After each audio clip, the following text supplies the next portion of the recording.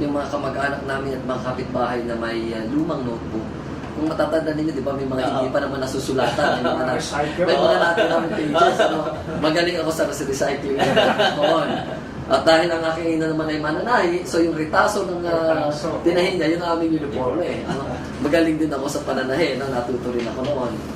So, pero, nangarap ako noon ng malaki. Sabi ko noon, nakita ko kasi noon na halos ang aking mga kababayan ay hindi nakakapag-aral. Alam mo, sa mahirap na komunidad, yung mapapag-aral sa elementarya ay isang malaking hamon na. Yung makatapos ka ng elementarya ay malaking accomplishment na. Yung makapasok ka ng high school ay isa pa rin malaking paghamon. At yung makatapos ka ng high school ay napakalaki na rin tagumpay para doon. Katunayan, nung ako'y nag-aaral, minsan nakita ko ang hirap ng aking ina sapagkat siya mananahi gabit araw. No? Kasi ang ating mga gula, para mapaaral tayo, kung buhay na napakaraming trabaho, halimbawa tahiin, na halos di naman niya kayang tapusin. So, magdamag at buong araw yung mananahi para lang may makain kami. Dahil sa hirap na yon, sinabi ko na sa aking ina, yung aking dalawang naunang kapatid, kami 8, ako'y pangatlo, yung dalawang naunang kapatid ko hindi na nakapasok ng college. Eh sabi ko sa aking ina, naawa na ako sa kanya, ay sabi ko ay, inay, ako'y tutulong na lang sa inyo, ako'y titigilan ng pag-aaral. Eh, ang aking tinignan ako ng aking ina ng may pagmamahal at sinabi sa akin ay, anak, ay ikaw ang aking pag-asa. So, parang sa akin ako'y naantig, no? So, minarapat kong, sabi ko, kung ganon, ay pipilitin kong mapaaral ko ang aking sarili at hindi ako aasa sa aking mga magulang. Sapagkat 8 nga kami, may 5 pa akong kasunod.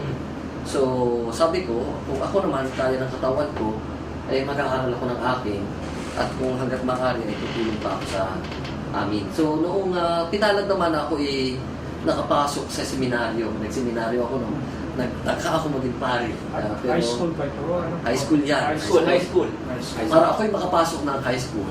Alam niyo sa probinsya, ang mga high school din lamang na makikita niyo ay mga private. Ay mahal ang tuition.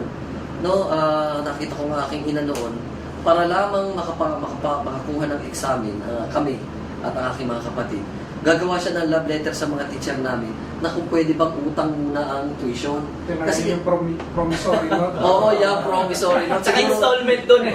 Installment. Siguro ang istorya ko katunayan ay hindi isang special na istorya.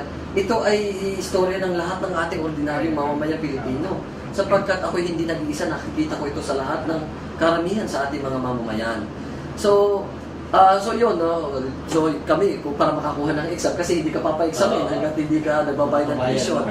So dadalhin na itong kapatid ko yung sa kanyang teacher para mapaka-exam. Yung isa naman, pagkatapos niya, nakaabang na doon sa pintuan para dalhin naman niya doon sa kanyang teacher. No? Ganon ang buhay. So nakita ko ang hirap, sabi ko, sige, nakikita ko ng pagkakataon at gusto ko rin naman magpari noon na pumasok ng seminaryo. Kagandahan sa seminaryo, maganda ang edukasyon, at maganda rin ang libre ang pag-aaral. Alam mo, nung ako'y nasa public school, hindi ako nakakapagbasa ng libro. Sapagkat ang ating library ay palaging nakasara. Tsaka walang libro doon. Doon naman sa amin, maraming libro, pero laging nakasara. Sasabihin ko sa teacher ko, pwede ka pakipasensya na sa punto kong Batangan yun, no? Sabi ko, pwede ka makabasa ng libro. Ay sasabihin na kay teacher, ala, yung ito, baka masira eh. So, ang aming libro ay palaging bago. So, alam mo kung saan ako natutong magbasa ng napakaraming libro sa aming palengke. Sapagkat yung Time Magazine, mga lumang Time Magazine, ginagawang pambalot ng tuyo. Alam mo, doon ako natutong magbasa ng mga Time Magazine at saka National Geographic. Tuwang-tuwa ako noon. Kada lunch break ko noon, ako'y pupunta ng palengke at ako'y magbabasa. Tapos ako'y babalik uli ng school. Pagkatapos na kumain namin ng tanghalian. So, pero nung ako'y mapunta ng seminaryo, ang maganda naman yung mga paring misyonaryo, nagdala sila napakagandang libro sa iba-ibang bansa. Eh, ang aming dormitoryo ay 1 floor lang above the library. Ang library namin ay bukas 24 hours. Kasi wala naman library, so kami nang bahala. Doon ako natutulog sa library. So, doon nakita ko yung kalagayan, tuwang-tuwa ako noon at napagyaman ko ang aking kaalaman, kahit hindi assignment, ay ako'y basa pa rin ng basa. So, nakakapag-diskurso ako sa aking guro na higit doon sa kanyang ina-assign. Go beyond ang sinasabi doon. Palagi natin sinasabi dito. Saka yung si Katropang Arnold, divide the poverty. Yung problema Kaya nga, kaya niya talagang di ba? Napakagandang lesson yun kasi ini-inspire natin. Sana yung mga kabataan nga nakikigig sila. Sa panahon ngayon ng instant gratification dapat makita nila kung anong buhay natin dati.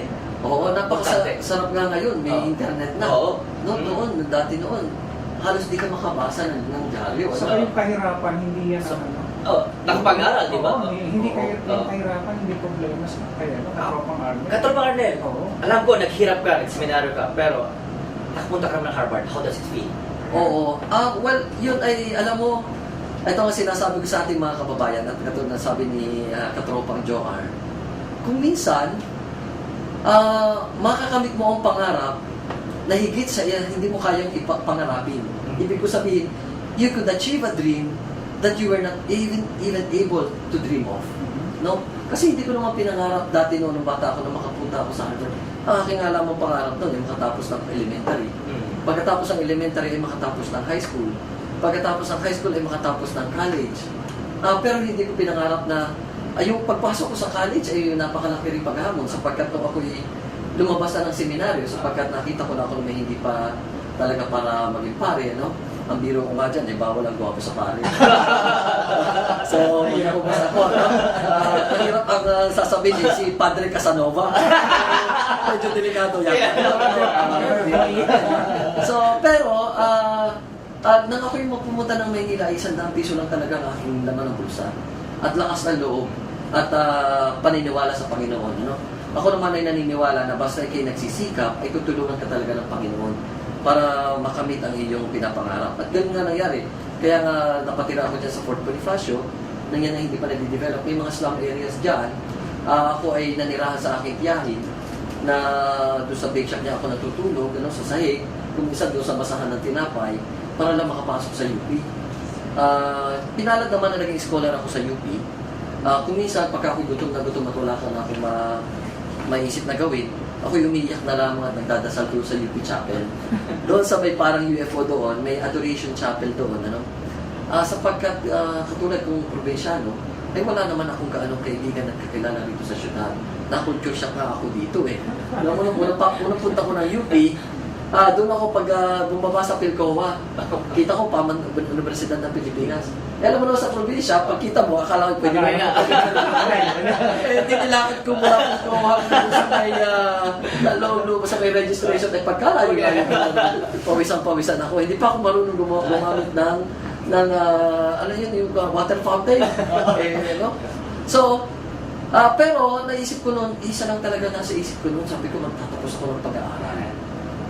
Sapagkat kailangan dito ng ating pamilya, no? Focus. Kailangan natin kasi ng focus, determinasyon, kahit anong hirap, kailangan mong balikatin yan.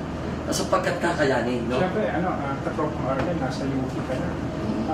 Ano ba yung nagbigay talaga ng motivation? Ito ba yung nagagaling sa pamilya mo, sa tatay at nanay mo? O meron ko bang isang inspirasyon? Na ina-idolize. Kung bakit kinuha mo itong mga bagay na ito step by step from elementary, high school, and college. Nabanggit mo na yung magulang ay hindi sila nakapag-aral, pero ikaw, andito yung drive mo. Saan ba nanggagaling yun, yung motivation na yun? Nakita ko kasi na, alam mo, napakahirap palang maging mahirap. Ito ay isang mapait na karanasan ko sa buhay noong ako'y bata pa. Sapagkat noong ako'y bata pa, mananahin nga ang aking ina. Hindi kami napapaliguan. Alam mo naman ang mga bata ang probinsya, gustong maglaro sa alikabok at sa putik, pero ayaw namang maligo, no? Sapagkat kami naman noon ay walang waterworks. Balon ang pag-iigiban mo. So yung aming iniigiban ko nung bata pa ako, malakas akong bata. Sapagkat alam mo yung dalawang tubig na balde ng tubig na merong kawayan, no? Ang tawag namin doon ay balagwit, no? Binabalagwit mo. Binabalas mo. Doon ka mag-iigib sa mga 1 kilometro ang layo. Kasi magkakuba-kuba ka doon. Bubuhat ng ganun. Malakas ako noon. Bubuhatin ko yon at dadalhin sa aming bahay. Dadaanan ko ay pilapil ng palayanan. Kung isan madudulas ka pa, so balik ka na naman, no? So, Pero, dahil nga sa mananayang na ang ina ko, hindi kami napapaligo kasi mapapasma. Ang kanya kasing makina ay yung dipadyak, no? Wala pang kuryente sa amin noon. So, pumapasok ko minsan ako ng eskwela na ako'y medyo madungis. Marami akong libag. Hindi pa ako kasing gwapo ngayon. Pero nakakalungkot na may pangyayari. Ito nga yung masasabi kong napakapait na pangyayari sa aking buhay. Ay ako'y napagbintangan, ako'y nagnakaw. Nung aking teacher mismo, no, may nawala ng baon, crush ko pa naman yung nawala na yun. At ako'y ang aking upuan ay nandun sa likuran ng classroom. Yung nawala ay nasa unahan, sa kabila pang row. Itong aking teacher, nung tapos na ang klase, sabi ako'y magpaiwan. So, akala ko naman makakasipsip ako sa teacher ko. Gusto natin yan, di ba? Ikaw ang magdadala ng gamit ni ma'am pauwi. Ikaw ang magtitinda ng paninda ni ma'am. Kapag mayroong tinitinda ng candy o ice buko. Pwede ka na maging teacher's pet. Oo, gusto natin yun.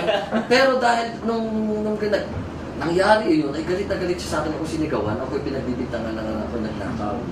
No, napakasakit sa akin na nangyari sapagkat hindi ko alam. Hindi ako makauwi sa bahay noon. Iyak ako ng iyak. Nung ako'y mapaiyak, na-recognize din na aking teacher na hindi ako, na inosente ako. So, hindi agad ako makauwi sa bahay sapagkat hindi ko kayang masagot ang itatanong sa akin ng aking magulang na pag sinabi ng inay na bakit ka umiiyak, sasabihin ko yung napagbintangan ho, ay sigurado masasaktan ng aking ina sapagkat siya ay napaka-disente na sa marangal na pamamaraan siya naghahanap buhay. Alam mo, gabi ay inaaraw para lang kami maitaguyod. Para makita ko ang aking ina na masaktan na gano'n na hindi ko kakayanin. Kahit ako yung murang bata pa noon. No?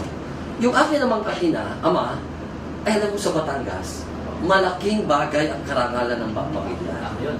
Oras na nasabihin ko sa aking ama na ako'y pinagbintangan nang hindi makatarungan, baka magkapatayan. Sa totoo lamang. Oo.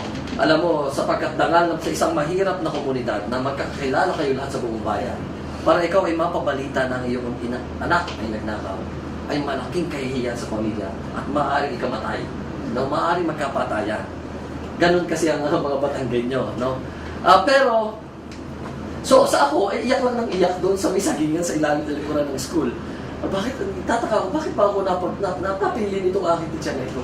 Ay naghalo na ang aking sipon at ang aking libag doon sa aking kamay sa pagpunas nitong napansin ko na ako pala madungis. At doon ko napag-alaman na pagka ikaw pala ay kakaiba ang itsura, madungis ang itsura mo, ikaw ay kilalang mahirap sa iyong pamayanan, ay ikaw ay pwede rin maging alipustain at ikaw ay husgahan nang hindi makatarong ang paghuhusga.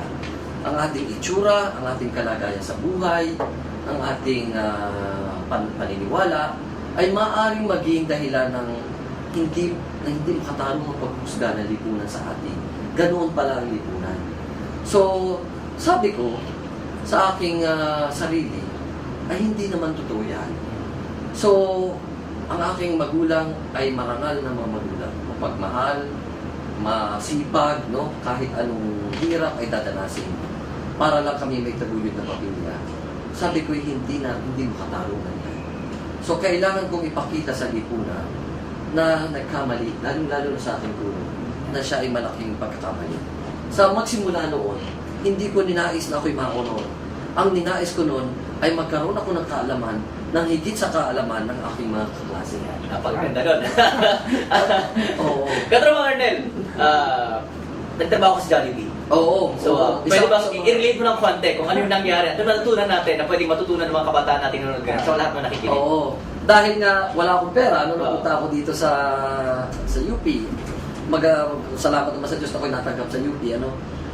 Pero dito kasi sa mga probinsyano, dito yung makaka-relate siguro lahat ng ating mga probinsyanong kababayan. Pag ikaw ay napunta na Maynila, kahit bigyan ka ng scholarship, kung wala kang pambaon araw-araw, pang Xerox, pang mamasahe, matitigil ka rin ng pag-aaral. Ano po yan? Ito nga yung nangyari, alam mo, naapektuhan ako doon sa nangyari kay Cristel Tejada, na nagpakamatay, na UP student.